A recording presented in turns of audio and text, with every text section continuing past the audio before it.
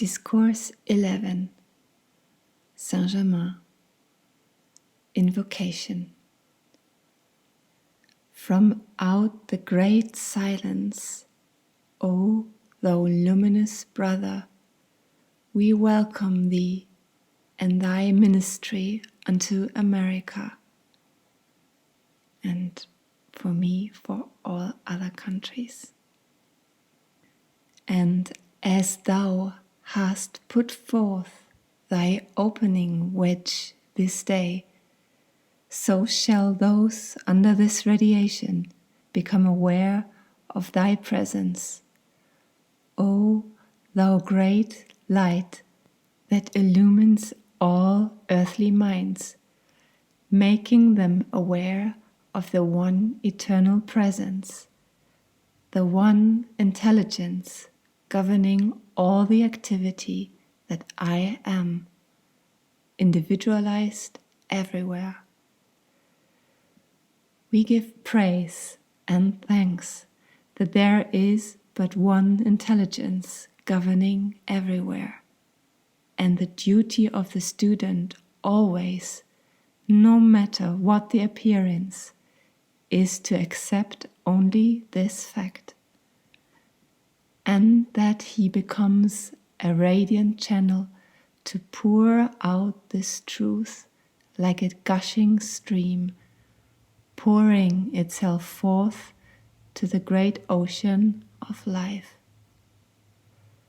We give praise and thanks that out of the silence has come another presence who will bless, lift, and enlighten humanity by the power which I am and the accumulated wisdom and energy of the centuries.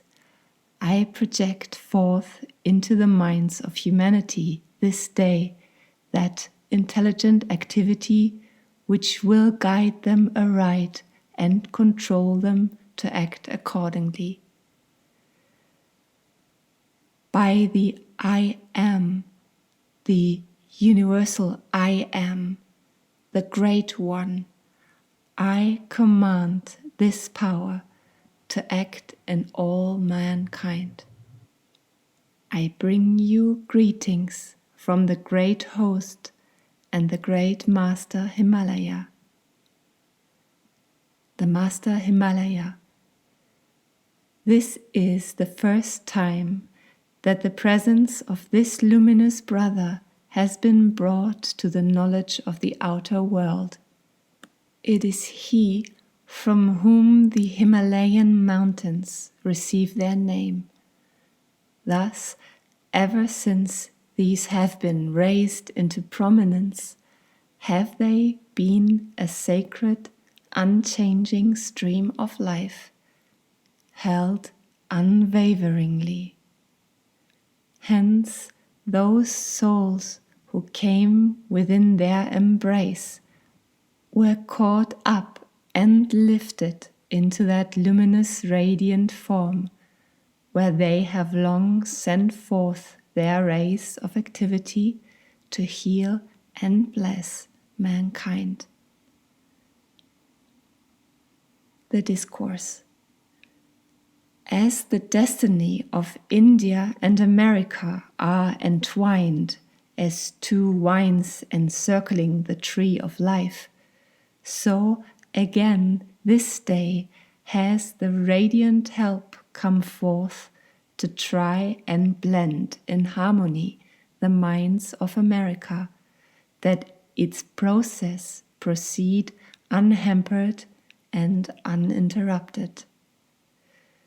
Today, there are in America thousands who have been reborn from India, and there are being reborn in India thousands from America, each to bring its interblending, balancing process required in both sections of the earth. The great being who has been introduced to you has, after many centuries in the great silence, again stepped forth to exert that conscious blending process of spirit and manifestation. To hold forth the chalice, that its heart may be filled with the liquid fire of spirit, pouring forth into the hearts of mankind, creating that fullness of desire within them for greater and greater light, looking to and depending upon the one great source of light. I am God in action everywhere. The entrance of this great presence again into the activity of mankind will spread like a thread of light through all the activity of America and expand its luminous presence like a mantle of softly falling golden snow. It will be absorbed by the minds of humanity, the majority being entirely unaware, although there will be some who will sense the inner penetrating presence. If those under this radiation continue in their present harmonious, beautiful progress, it will be possible shortly to bring to their attention certain activities of the nerve fluid, which will hasten their mastery over the outer form. It means the mastery over all conditions that seem to bind or limit. I shall be surprised if your students do not feel the strength, if they do not feel the presence of this great being today. Even as I speak, his rays go out to them, touching the heart of each one, and I feel their thrill of joy, they not knowing just what it means.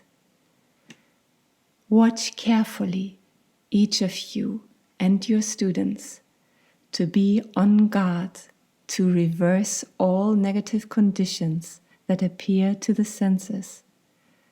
On the lesser things for practice, if the senses report you cold, reverse your consciousness and assert your warmth.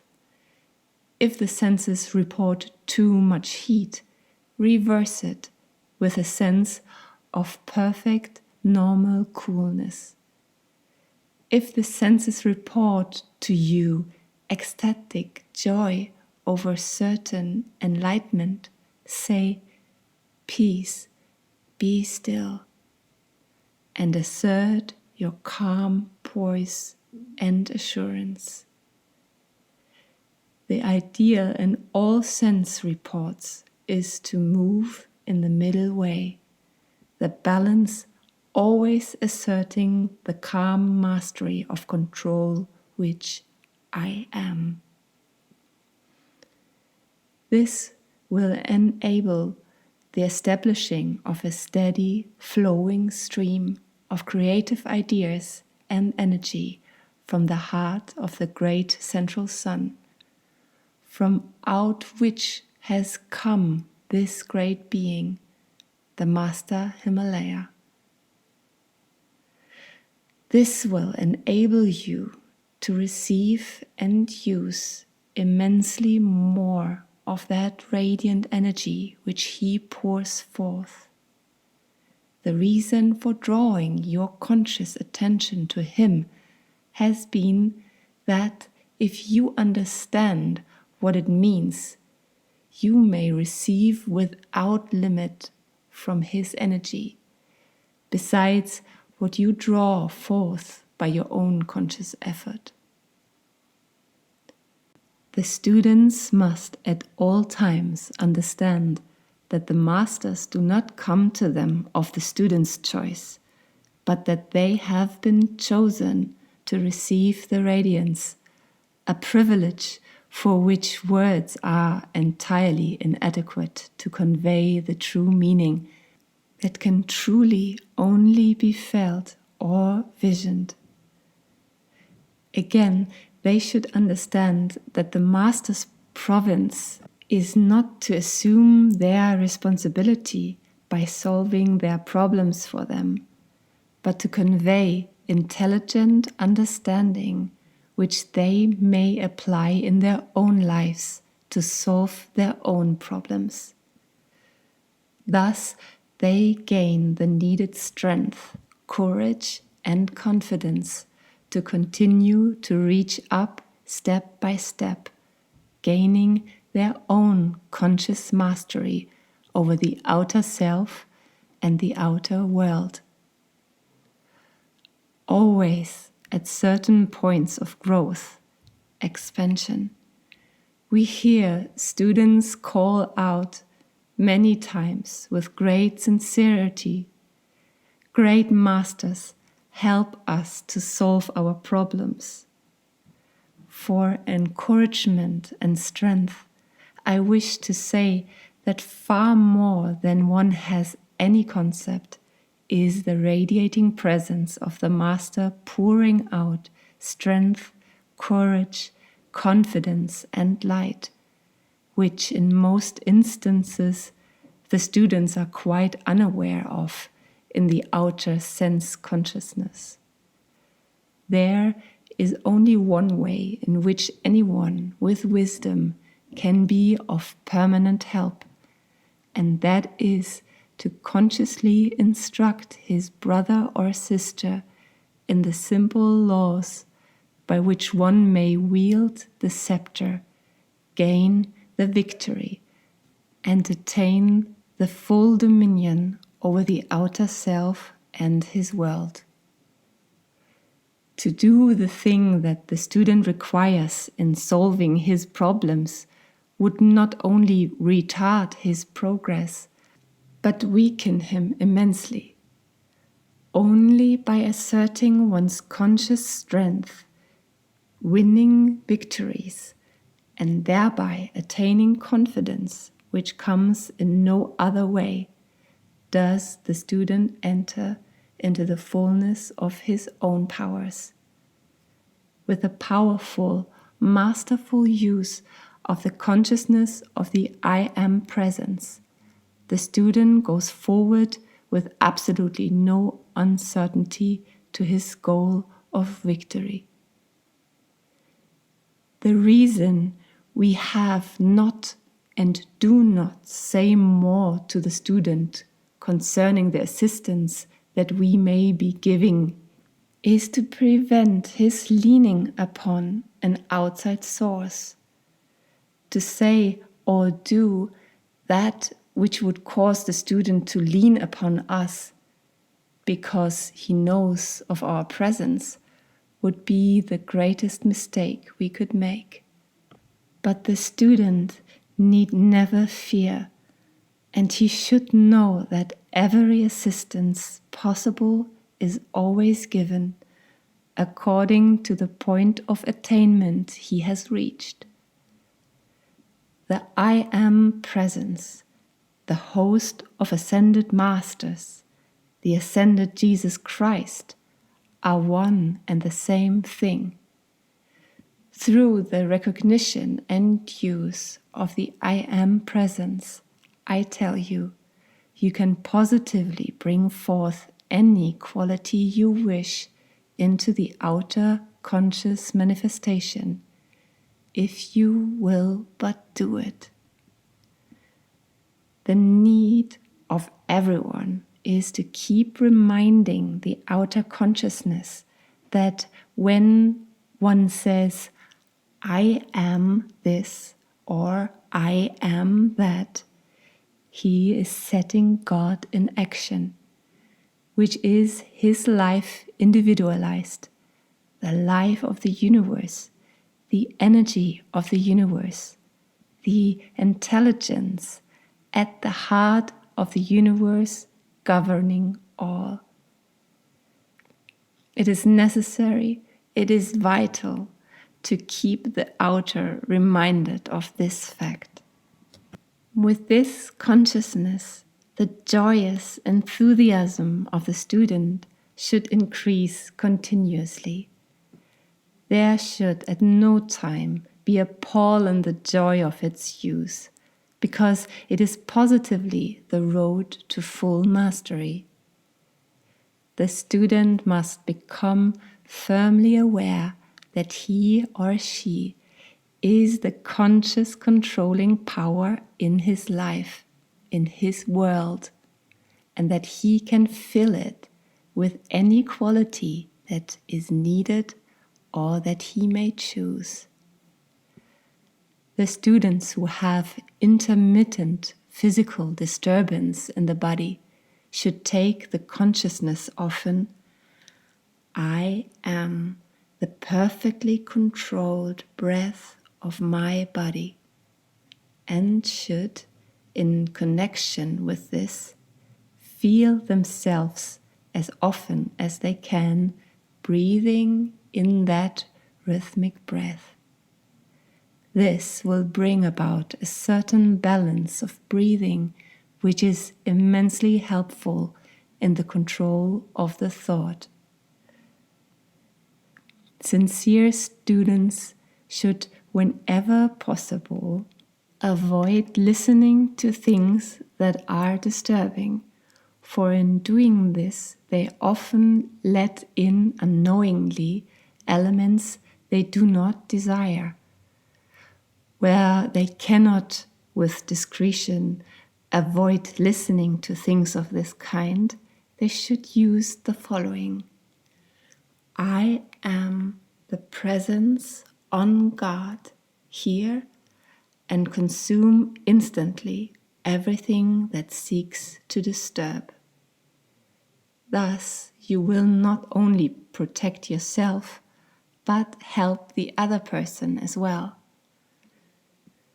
While the student should at no time fear anything, it certainly is necessary to keep up the conscious guard until he has attained sufficient mastery to control his thought, feeling, and receptivity.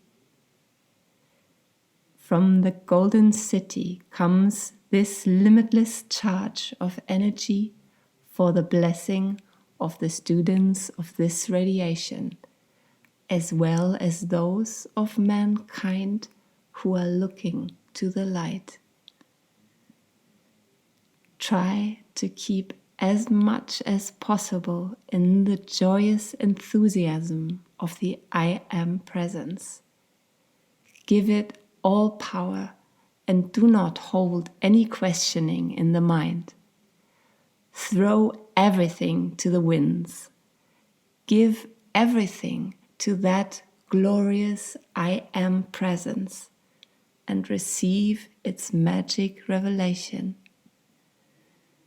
It is the mighty, miracle-working presence that can and does solve all things, not only problems, but questions whose answers need revealing.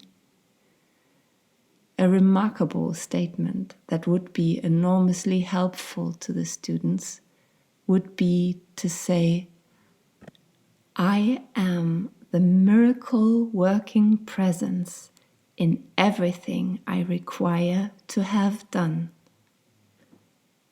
For students to keep meditating and contemplating what it means to say I or I am brings results, revelations, and blessings that cannot be overestimated.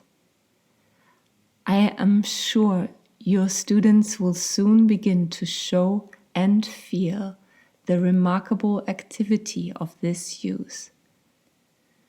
Today, I feel the presence of the understanding and use of this much more powerfully than at any time hitherto. On the higher planes, there is a constant meeting and exchange of help while the bodies are asleep, far beyond anything the outer self is conscious of.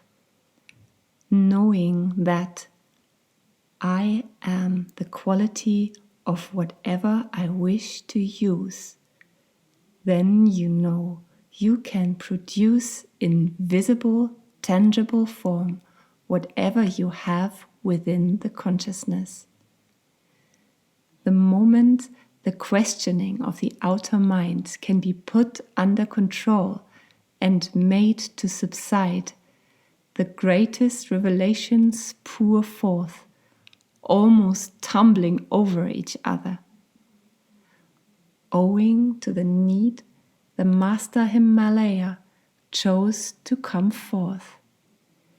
He brings a special blending of America and India, and that is why it is possible for him to come here. As the inner presence comes into action, all outer activity subsides. It must necessarily, because it obeys the I Am presence. The golden snow is what the great presence spreads over America, to be absorbed by individuals and the very particles of the atmosphere itself. This will enable the students especially to be greatly assisted and blessed, because they have become the focus for this outpouring. It may be well for the students to understand that in national requirements, as in individuals, there are qualities needed for certain definite purposes at certain times. That is the reason for special great beings coming forth, these individuals having predominant the quality that the nation needs at a given moment. The students who can take this understanding with great sincerity will find a new element entering into their lives, which will benefit them greatly. The activity of expectation is quite a vital one in receiving from the inner presence. It is a faculty that can be used with a great deal of benefit by the student who cultivates it. For instance, if we have planned something from which we expect great joy, we feel all buoyed up with expectancy. We can acquire and use this same expectancy in elements we wish to acquire and use, for it is very helpful in enabling them to come forth. If one calls on the phone and you are to meet that one in the city, you expect to meet him. If you desire to meet the masters, one requirement is to expect to meet them. That is very helpful. Why not expect to meet them now? People have become so abnormal in their habits that naturally they have interfered with their breathing as well as other things. To use the statement, I am the balancing breath, will do a great deal more for them than the use of many breath exercises without the aid of an ascended master. The coming amazing activity will be done by the use of the I Am presence, because with its use anything can be accomplished. Take the consciousness often, I am the balancing breath. This sets in motion the inner activity that maintains the outer perfection. In whatever you do, always take the I am consciousness, and then you immediately set it into motion. Take the attitude of calm certainty in your mind and keep on keeping on. Benediction. Thou mighty presence, whom we in great joy have welcomed, we thank thee for thy great wondrous radiance and light, thy great radiance and conquering power. And we trust that thou mayest decree justice now and for all time to mankind. Notes. Saint Germain. I shall have to journey on. Question. Where are you going? Answer. Home. Question. Which one? Answer. The Golden City. It is clothed in the electronic substance, and it is just as tangible to you as the physical. Within the light of the Golden City are lights that are as much brighter than the surrounding radiance as these physical lights here in this atmosphere. I believe he's pointing at physical lamps. Within all light at certain points is consciousness focused. At those points it becomes illumination. Suppose this room were the great sun. It has an atmosphere. The individuals moving within it would have their own radiance about them, the same as the lights in this room.